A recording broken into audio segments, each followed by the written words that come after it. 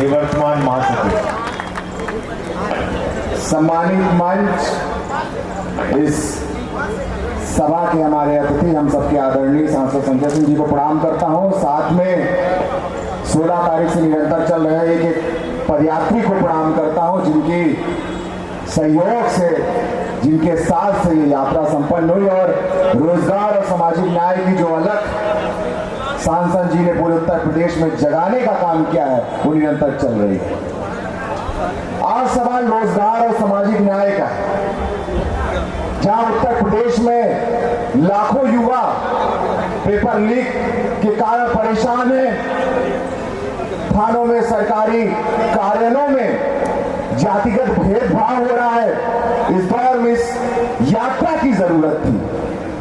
जब इस यात्रा की तैयारी हो रही थी तो तमाम साथी चिंतित थे कि जो धूप है, जो कड़कड़ाती धूप होगी, उसमें कैसे साथी चलेंगे। लेकिन सांसद जी की अगुवाई में सभी साथी निरंतर चले और धूप भी उन साथियों को नहीं रोक पाए। उसके लिए एक एक साथी को मैं बधाई और शुभकामनाएं देता हूं।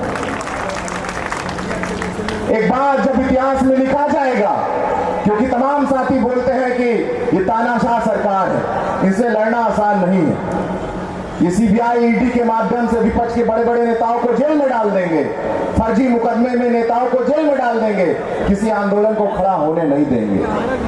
लेकिन इस बात याद रखना पड़ेगा हमको, जब देश में आजादी की बिगुल फूंकने का काम हुआ तो मेरठ की वो क्रांतिकारी धरा थी।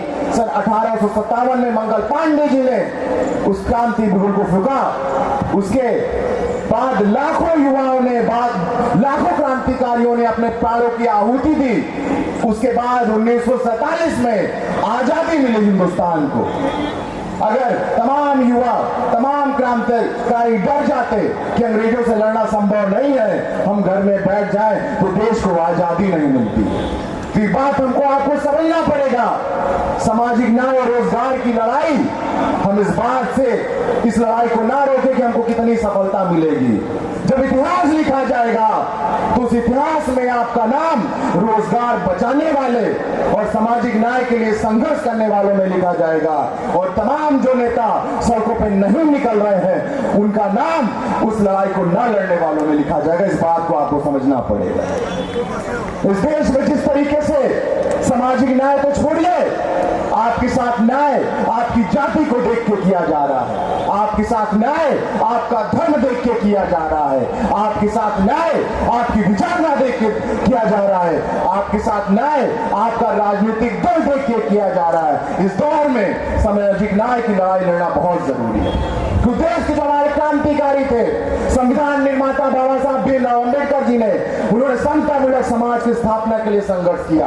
काशीराम जी ने, लोहिया जी ने, जयप्रकाश नारायण जी ने, तमाम उन क्रांतिकारियों को अभिनंदन वंदन करते हुए इस क्रांति को, इस यात्रा की लौ को आगे भी चलाए रखना है, क्योंकि संविधान की जो परिकल्पना है, समतामूलक समाज की स्थापना, यही हमारी लड़ाई का मुख्य उद्देश्य है।